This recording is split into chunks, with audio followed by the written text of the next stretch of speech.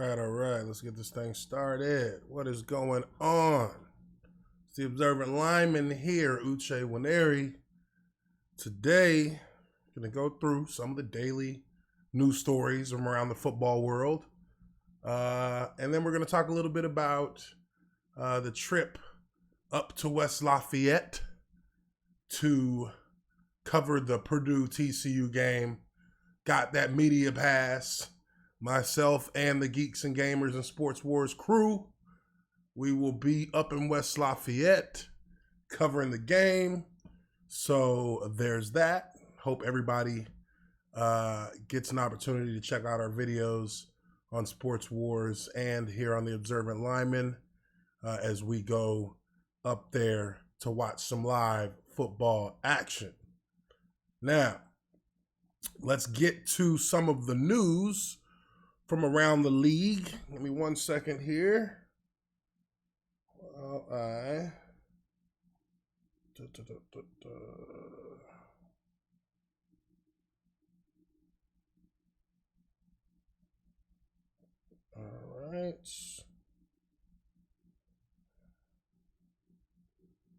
Let's see here.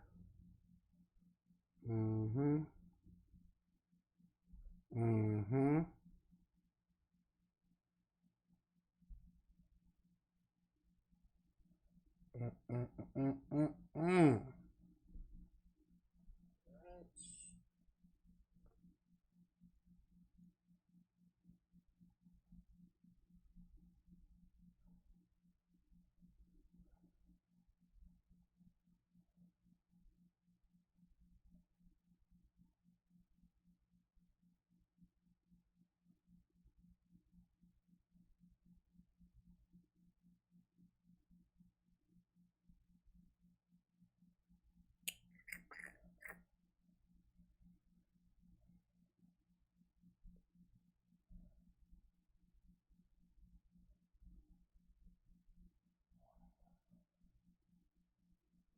Okay, let's see here. So, first story we got for the day. Jets QB Darnold ruled out indefinitely with mono. Well, you know what they say about mono. Stop kissing them nasty girls, and you wouldn't have to worry about that. But it says here, New York Jet, because I mean it's highly contagious for one, so that's one reason why you want to kind of avoid kissing people who don't brush their teeth. All right. New York Jets quarterback Sam Darnold will be sidelined indefinitely after being diagnosed with mono. Coach Adam Gase announced Thursday Trevor Siemian will start Monday against the Cleveland Browns. The Jets, who lost starting wide receiver Quincy Enunwa, Nigerian boy, man, to a season-ending neck injury this week, could be without Darnold for multiple weeks. Gase said it's a good thing they've got an early bye week. The bye week falls in week 4 following an away game against the New England Patriots. Darnold's earliest likely return in week 5.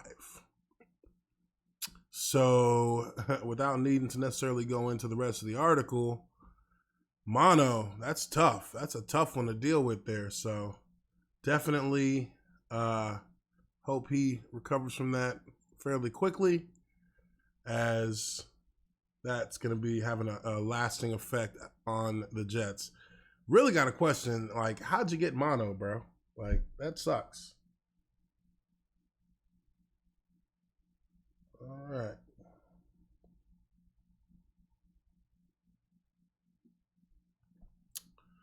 All right, let's see what's going on here. RK Outpost, Ryan Kennel.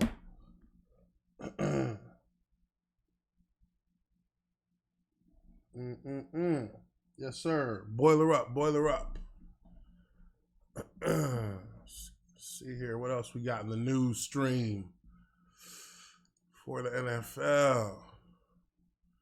Oh, okay, well, Yeah, this was something that happened yesterday. I mean, we don't know how long this is going to last, but Antonio Brown in the number one, of course he would wear number one, right? I mean, he's that kind of guy.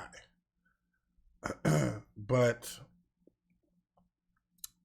practices, trainer, NFL to meet. So, of course, we all know that Antonio Clown is facing an accusation of rape.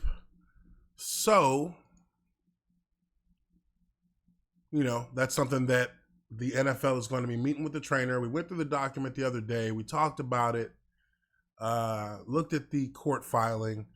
Some fishy stuff in there, of course. Yeah, there's some things that didn't make too much sense. Some clearly bad decisions on the part of this gymnastic trainer that he was working with. But that doesn't diminish the accusation so much as just bring into question what kind of common sense this person has. So, Antonio Clown was in practice. He was wearing the number one, which says that tells you everything you need to know about this cat. He's the guy who clearly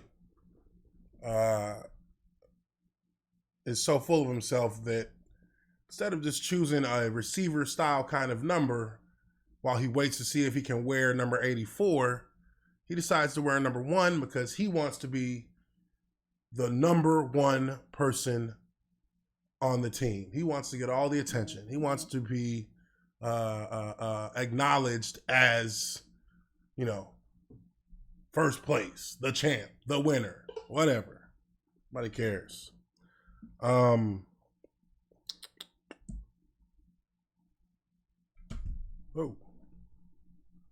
All right.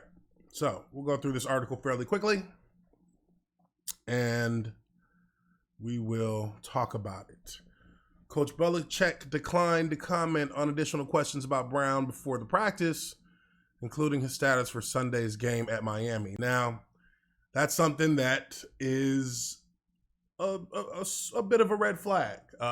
They're not committing to talk about whether AC is going to be actually playing this weekend, which is something that may be in doubt because he may get put on the commissioner's exempt list, which is basically paid leave while they continue through their investigation. Now, as far as the three incidents that they are looking to get him, the three incidents that they're looking to get him, looking to investigate as to whether he is culpable for those or not.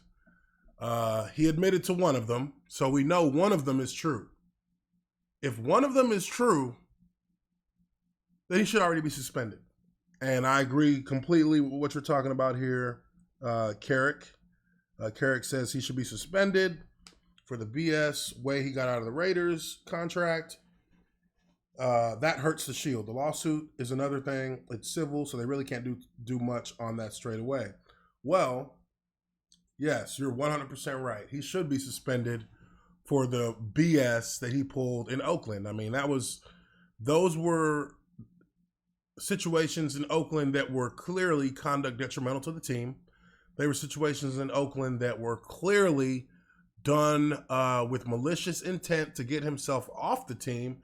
And again, like I said in my other video, I don't understand why the NFL and Roger Goodell have not said or done anything about that. I mean, that to me is clear as day.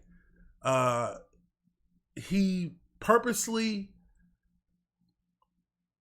put himself out there as a problem for the Raiders. If any other player did this, it would be the commissioner getting involved. So it doesn't make sense to me that he didn't, for 1 second thus far, see any reason to get to take any action against Antonio Clown for his transgressions. I mean, it just doesn't make sense to me. So as we go through here, and we all know how the Patriots operate. I mean, they're not going to answer any questions about Antonio Clown, period. They're not going to talk about him one bit. They'll ignore the questions.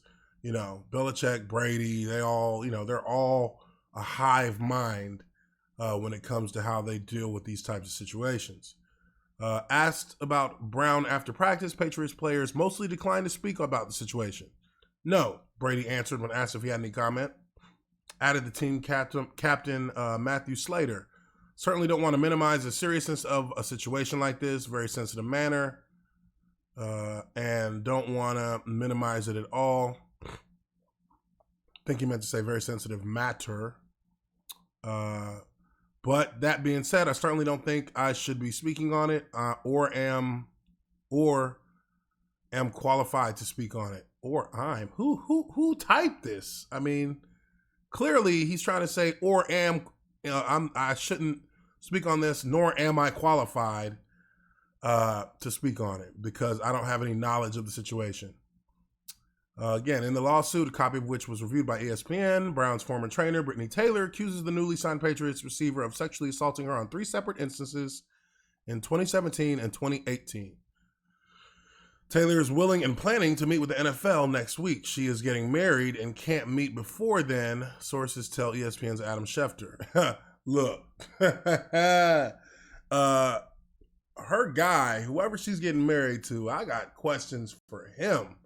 Like, how you didn't know that any of this was going on, how you allowed her to go to Pittsburgh and Miami and stay in this guy's house. Not even like she had a hotel the first 2 times. She stayed at his house and she was running basically his entire life the second time she went there. She was his assistant.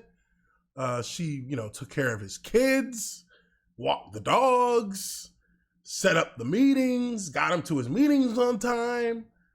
But you're supposed to be training this guy, not, organizing his life. And, it doesn't make any sense that you would do those things. And when he crosses a line, as is alleged in the document, you don't let the people know who need to know. And now we're in a situation where you look like you're going after a cash grab to some people. So a lot of questions about that document, a lot of questions about that civil lawsuit. But again, have any other NFL players really had to break the law in order to get suspended by Roger Goodell? Have any of them had to, there are plenty who have been accused and were, found not guilty or charges were dropped, yet they still face penalty from from Palpatine himself, Roger Goodell. So in this situation, it's kind of confusing to me that there hasn't been any real action on Goodell's part dating back to his time in Oakland, which is, it's absolutely ridiculous. But moving forward, it says here,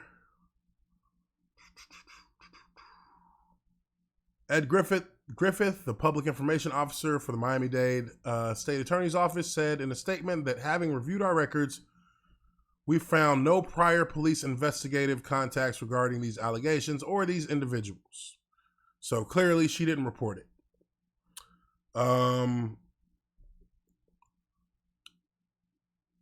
It says, we'll be reaching out to the pertinent police agencies to determine if they had any prior contacts or investigations.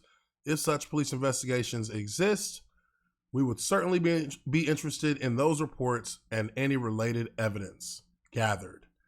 The Allegheny County, Pennsylvania District Attorney's Office told ESPN that as a matter of course, it reviews information in a federal lawsuit whenever that information references potential criminal activity, even if that activity had not been previously known to law enforcement. So this could be a point of problem, a point of contention for Antonio Clown, as now the Pennsylvania district attorney's office is reviewing this case or reviewing this civil lawsuit because of potential criminality that may be involved in it. And I think that's pretty much the status quo for how police are going to look at situations like this. But if they dig further into this and look at those text messages he sent, and we don't even know what else, what other information is out there, if we're looking at those text messages, then that could spell trouble for Antonio Clown, because he actually admits to busting on the chick because he thought because she wouldn't give it up to him.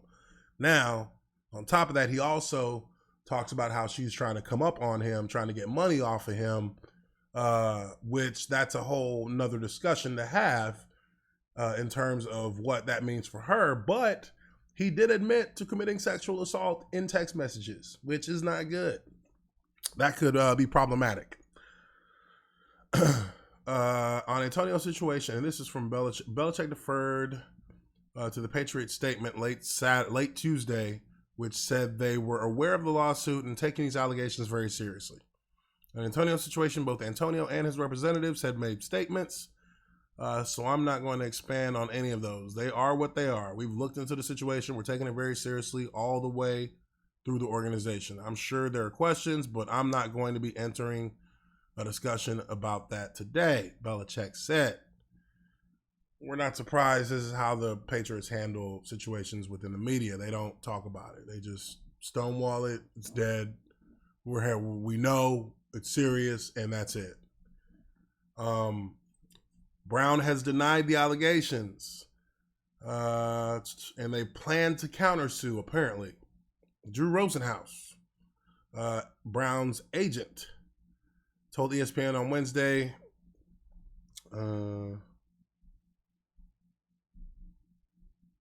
Carrick says, how does this translate to the field? Does he play on Sunday? That's what we don't know. We don't know if he's playing on Sunday. They haven't made a decision on that. Belichick's not going to talk about it. I would imagine that before they actually make a decision on that, they are going to wait to hear some kind of word from the NFL on what information they're getting. And while they plan to meet with the girl next week, I would say that I'd say 60-40 that he doesn't play, because does New England really need him? We got to think about that. I don't think they do.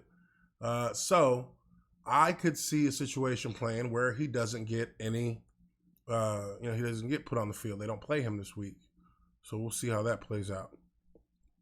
But, we know pretty much the rest of the story, but that's just the update that we have right now on it. Right now, there's just not going to be anything that's coming out of asking the Patriots about the situation. But next week, it's gonna, we'll definitely be hearing more as the NFL meets with this lady. So on to the next. This one's a funny one. So, okay, we all know that the Browns had a pretty lousy start to their season. First game of the year, not going to overreact to it. Browns fans should feel disappointed because of all the hype that they themselves heaped on this team before even one game was played in the regular season. But they should definitely not be, shouldn't be burning down the farmhouse yet. Once this second game comes along, they'll have a chance to kind of regain their footing. But apparently the Cleveland Browns banned the wrong person when they named Eric Smith as the culprit in the beer dumping situation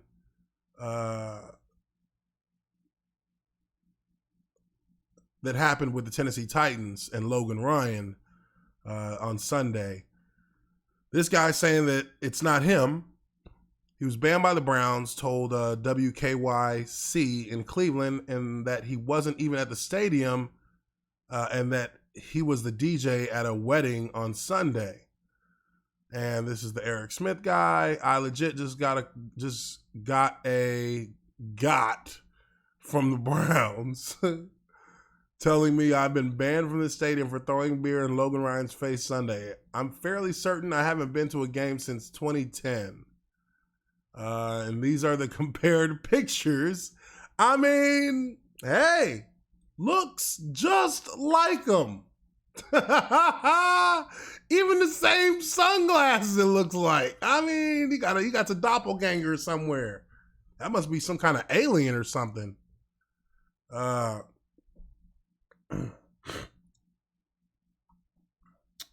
Yeah, the Browns did luck out. They do have a significantly weakened Jet squad that they're going to be going up against on Monday.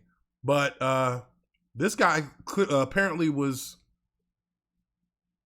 DJing at a wedding. So they got it all wrong. But here's what the Browns are saying. Our investigation of the fan incident on Sunday at First Energy Stadium remains ongoing, the Browns said in a statement Wednesday night. While we are continuing to gather information and have been in contact with multiple people as part of the process, we have not explicitly identified the individual involved or taken any formal action or of punishment at this time. We will have no further comment until the investigation is complete. Just leave it alone. I mean, yeah, it's some BS that this guy poured some beer on Logan Ryan. But these guys just banned somebody who had a beard and had sunglasses on. And the beard is way redder on this guy on the left than it is over here on our wedding DJ, the bearded DJ. So that's that, right? NFL just knee-jerk reactions all the time. Wow. Let's see. Chargers, Henry suffers fracture to left knee. Los Angeles Chargers tight end Hunter Henry has once again been bitten by the injury bug, suffering a tibial plateau fracture of his left knee during Sunday's game against the Colts, the team announced Wednesday. He's taking it tough, but he's doing fine, said Coach Anthony Lynn. He wants to be here with his teammates. He wants to play, and not being out there with them, he feels like he's letting them down. But he's not. He can't control these things. You can only control what you can control. I think we all know that. Looks like he'll be out for a while. Let's see here. Doesn't look like they have a timeline on his return. Let me zoom in a little bit here so you guys can see some of this. But yeah, it doesn't look like there's a timetable. No official timetable has been given for his return. And the team will continue to evaluate the injury. So that's unfortunate. You know, the guy has dealt with multiple injuries apparently. And he received this tibial plateau fracture in the second half against the Colts. Whoa.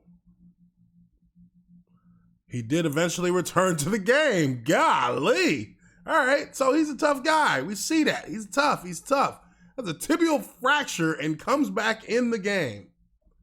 All right. Cool. But that's the story there with San Diego.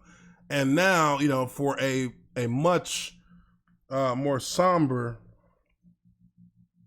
Hey, Carrick, thanks for coming in, man. Thanks for sharing your lunchtime with us here. For a more somber situation, and this news broke yesterday. I wasn't sure that I really wanted to make a video on it just because it's a very sensitive thing. It's very fresh, and this guy's girlfriend was killed in a car accident. The Browns defensive end Chris Smith, his girlfriend was killed Wednesday morning on a highway in Cleveland, the team announced. Smith had pulled over after his vehicle, 2019 Lamborghini, in which Cordero was riding, was a passenger, had a tire malfunction and hit the median, according to the team. Cordero exited the vehicle and was standing on the road's shoulder when a car driven by a 47-year-old woman smashed into the passenger side of Smith's car. According to Cleveland police report provided by the Browns, Cordero was transported to Fairview Hospital and pronounced dead. Now, that's obviously a tragic situation. This woman was with her man. They had a flat tire. They hit the median because they kind of, obviously you're going to lose control if you're driving and the tire just, blows out on you. And she stepped out of the car, I'm not going to make any kind of call on whether stepping out of the car was a good idea or not, because hell, it's just kind of the natural thing to do, right? You step out of the car, try to take a look at the damage. They were on the shoulder, so they weren't actually in traffic. And you expect that people will see a car that has been, involved in a sort of accident in a flat tire and make sure to avoid or move into the next lane to give them a little space while they try to get that situated. That didn't happen here. Police said that the other driver admitted to drinking, which now it's become a really tragic situation because it was somebody who was drinking. We don't know if that person was drunk, so we'll reserve our judgment there. But the driver did admit to drinking. So more than likely, they were a little inebriated. That much we can probably be certain of. No charges have been filed and toxicology reports are pending. Smith was not impaired or injured, police say, which, what kind of guilt is he going through right now? But the Browns, and even worse, man, they just had a kid. They just had a brand new daughter last month, and she's a very young woman. Cordero was 26. So just very tragic, very, very sad situation there. All of my thoughts and prayers go out to Chris Smith and his family, and Miss Cordero and her family as well. They just brought a new child into this world, and now she can't even, raise that child. And that is going to be a difficult thing to deal with, a very difficult thing to deal with, especially with it being a newborn. Moving forward. So definitely want to send out my thoughts to him and his family, and her, his girlfriend and her family as well. But the Browns released a statement saying, "We cannot describe the sorrow we feel for Chris following the loss of his girlfriend, Pitara. Our entire organization mourns with Chris, his family, and the Cordero family.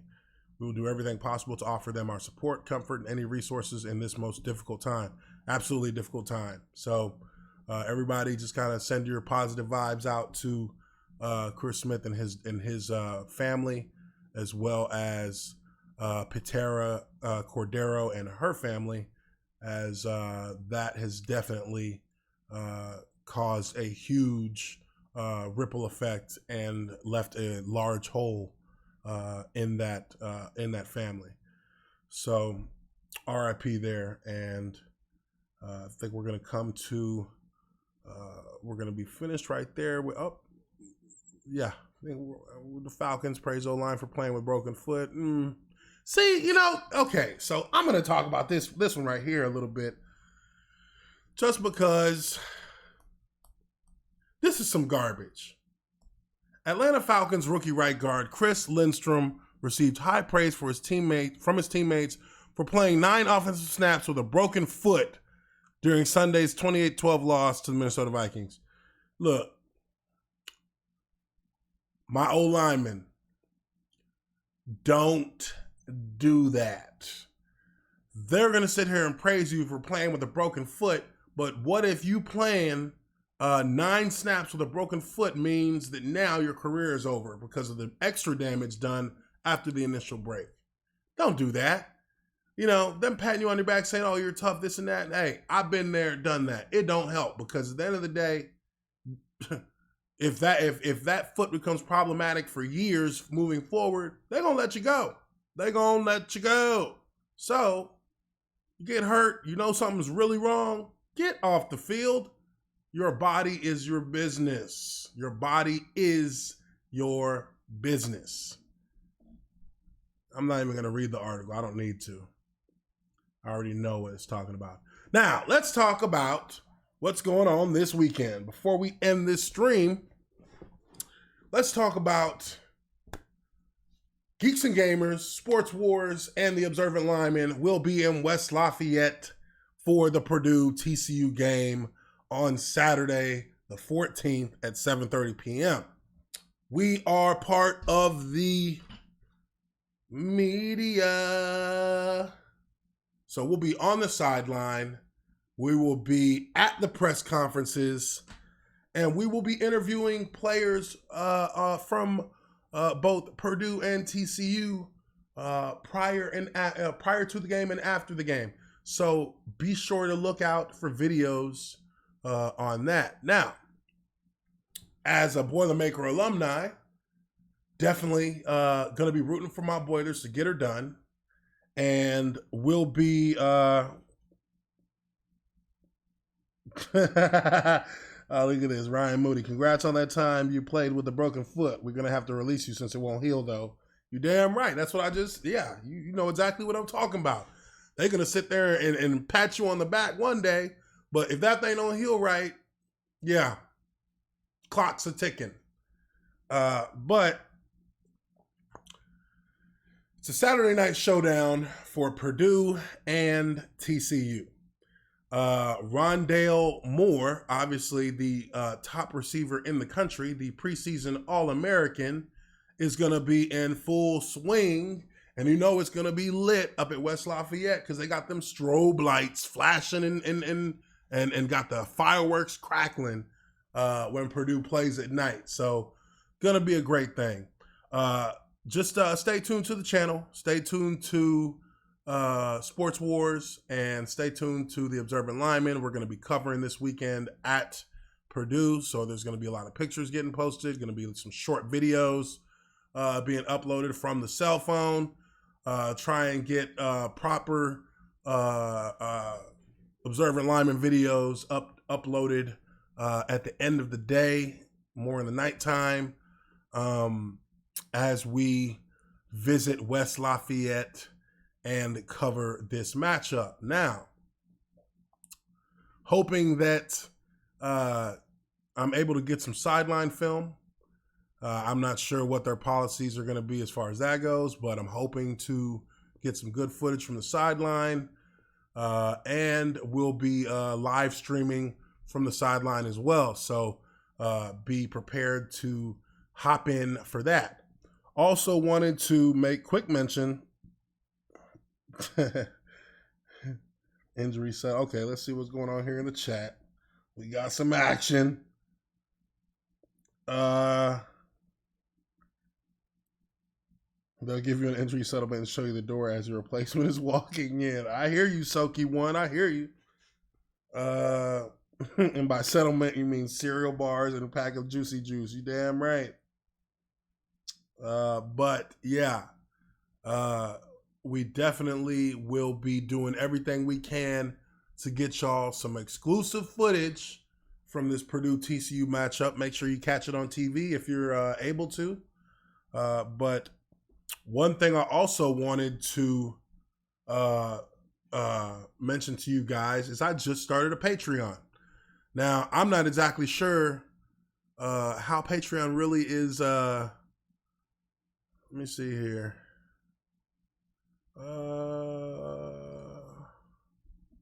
Let's see here.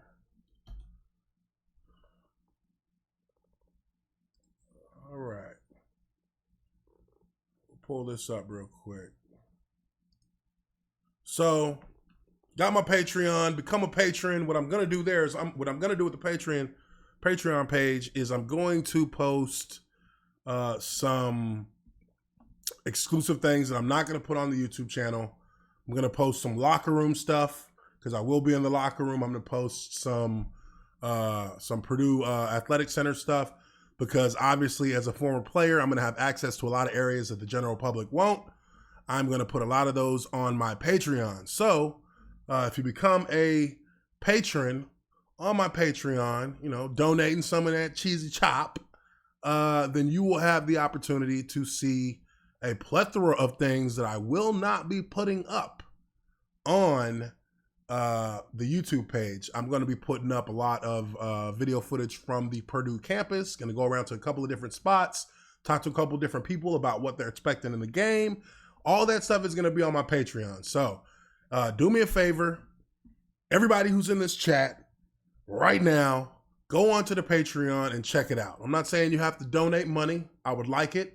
Sure, why not? But definitely become a patron, because I'm going to start pushing this a little bit more as well. I just got onto this recently, so, you know, obviously not much content here now, but this is the perfect weekend for me to start putting a lot of that content together on my Patreon. So I'm looking forward to doing that. Once again, it's going to be a lot of exclusive stuff on here that won't be on the YouTube page, that won't be on the Observant Lineman streams. And you guys are definitely going to be getting a bit of exclusive media there. So I just wanted to go over that real quick. But yeah, that's pretty much what's going to be going on. Again, we'll be in West Lafayette. We went through a little bit of the daily news in the football world, but we're going to be in West Lafayette. And we hope that you guys will check out our videos. So I'm going to bring this stream to an end because, you know, at this point, we don't have too much more to talk about. So for everybody out there, appreciate you watching the video. Hit the like button if you like this video. Share it with your friends. Share all my videos with your friends. And become a patron on my Patreon page. So this is the Observant Lineman. I'm signing out, and I will catch you guys on the next video. Peace.